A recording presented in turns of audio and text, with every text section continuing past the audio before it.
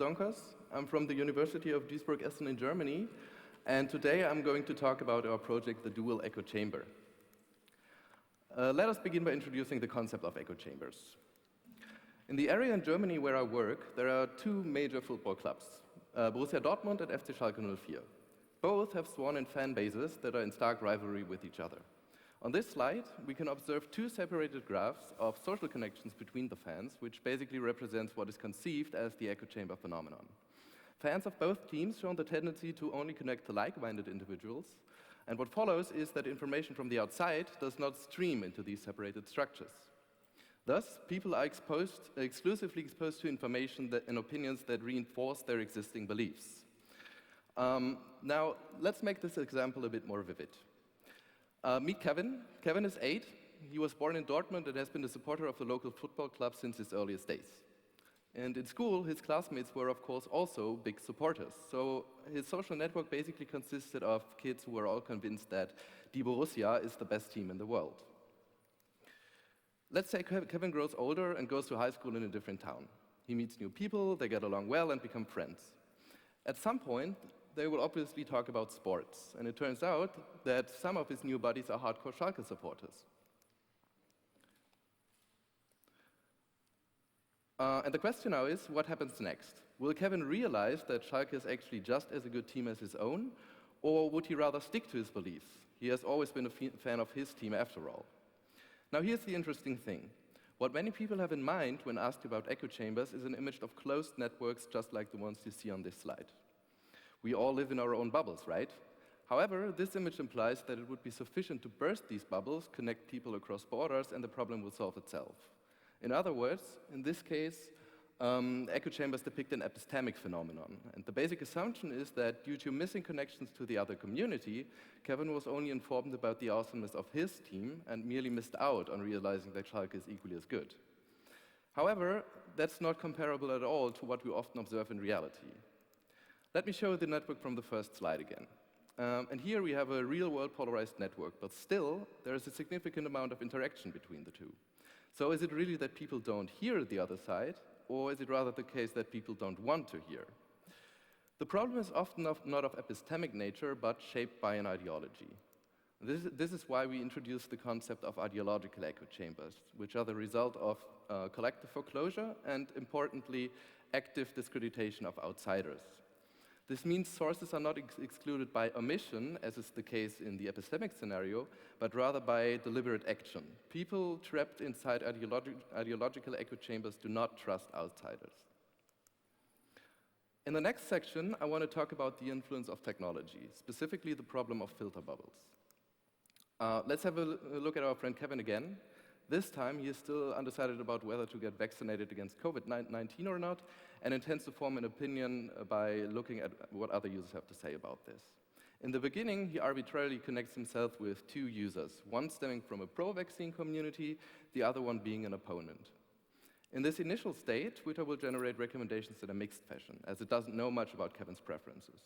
Kevin then provides feedback to the system, and for instance, by liking some of the suggested tweets. Over time, Twitter notices that Kevin has liked more tweets emerging from the Violet community, and Kevin, on the other hand, decides, based on the recommended content, to connect to other people from this group. This process repeats itself time and time again, and since the Twitter algorithm is designed in a way to increase user engagement, mostly content is recommended that aligns with Kevin's assumed preferences. Eventually, this leads to a narrowing of the corridor of information made available. Summarized, filter bubbles can be described as self-reinforcing patterns of information reduction caused by algorithmic influence. Having laid out the general problem formulation, I now want to convey what we try to achieve in this work. We aim to investigate the reciprocal relationship between system and user in light of the echo chamber phenomenon. We have already described that human decision-making is either shaped by epistemic or by ideological considerations. As we've also seen, the choice of the recommendation algorithm influences the content that is made available to the user. Therefore, we propose 6 different techniques for this endeavor. We simulate the generation of recommendations as well as the subsequent human interaction with them and observe how this influences the establishment and structure of online communities. In a first step, since we are interested in using real-world data, we need to solve a representation problem. Social networks are often represented in the form of directed acyclic knowledge graphs, but the question is, how can we utilize such knowledge? While we can identify existing, say, retweets in this graph, this doesn't help us much if we aim to generate recommendations for new content. Therefore, we translate this into a representation in latent space. In this format, proximity tells us something about the degree of similarity between entities. For example, user 3 is more similar to user 4 than to all other users. The benefit we get from embedding spaces is that we can not only query them to identify existing connections, but also ones that are not observed but still likely, like the connection to tweet 3 here. And this is the main mechanism we use to calculate recommendations. If we know what is similar to the content the user likes, we can identify recommendations via this route.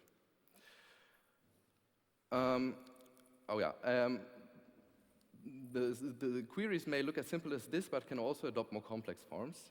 For instance, it is possible to calculate intersection between query sets. If we wanted to find those tweets, for example, that a specific user has retweeted that at the same time stem from one specific community, we can calculate both queries and derive the intersection of the results. Now, let's see how we can utilize such logical queries to realize human filters. Kevin is at it again. Since we've met him last, he has immigrated to the United States and is about to cast his vote in the presidential election for the first time. Assuming an epistemic scenario, regardless of where the individual user is located, the rate of accepting a recommendation remains constant.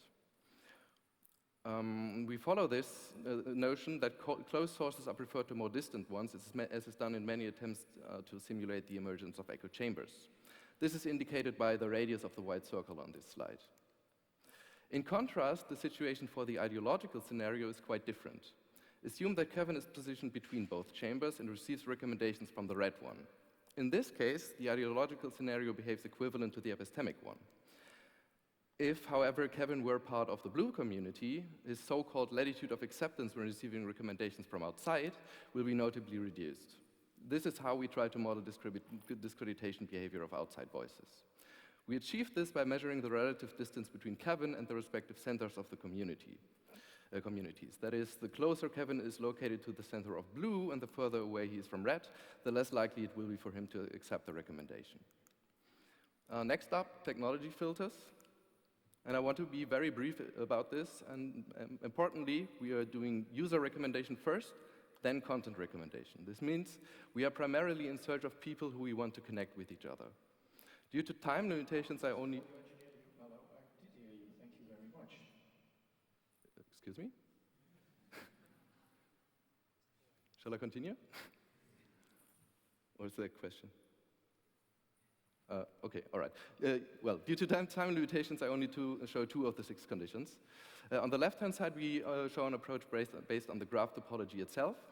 Concretely, we identify directly connected users and recommend their content to Kevin. On the right, we presented an example arrived at by operations in latent space. In this case, we are specifically interested in finding personally relevant users in the boundary region between communities. Since boundary users have connections leading outside a community, we assume that they may help establish new bridges between the poles. Finally, let's see how user segregation shapes out if we apply our technological and human filters in an evaluation scenario. What we have is basically 2 types of data. First, a set of original tweets, retweets, and users scraped from Twitter. We split it into 10 temporal bins and simulate user interactions for 10 episodes. During each episode, another temporal bin is appended. For instance, in episode 2, we use the concatenation of the first 2 earliest bins. Additionally, through our process, we gain access to newly created edges, which we call simulated data. From the combination of both data types, we construct the graph first, then identify communities and train our recommendation model. Based on technological filters, we calculate recommendations and propose them to our users. And with respect to epistemic or ideological scenarios, we simulate the acceptance or rejection of mentioned recommendations. If a user accepts, that means retweets in our case, new edges are appended to the simulated data. Finally, after each episode, we measure user graph segregation, which allows us to compare different conditions with each other. Just as a quick teaser, let us have a look at some of the evaluation results. It should quickly become apparent that both the ideological and the epistemic scenario behave quite differently. In general, overall segregation and polarization can be more effectively reduced in the epistemic case, which is just what we would expect. In the ideological scenario, however, we see that most of the techniques only contribute to minor improvements. Only filters that include recommendations from boundary users appear to effectively reduce polarization. Now, for the sake of time, I won't go into any further details at this point. Instead, let me conclude this presentation with our main takeaway. And I think the main point that we want to make here is that when we try to model social phenomena, such as echo chambers, we have to acknowledge the cognitive complexity that is involved in the human decision-making processes. If we don't do this, we may fall into the trap of being trapped in the world of statistical models without representing reality adequately. Thank you.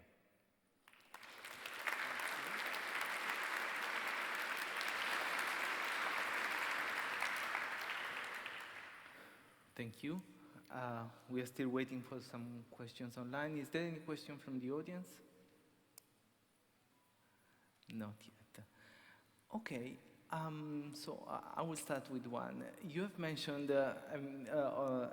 you've mentioned this need of not staying trapped inside the statistical. Sorry? Okay. I was saying that you have mentioned this need not to stay trapped inside the statistical models and to take into account basically the real world.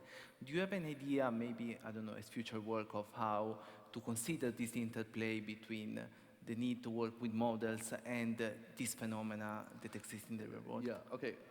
So what we try to achieve with this work is basically create an awareness that maybe modeling filter bubbles and echo chambers is not as simple as it seems on a mathematical or statistical level. So we created a framework that we can use to model such phenomena. But to make this more realistic in a sense, we also need to take the real user into account.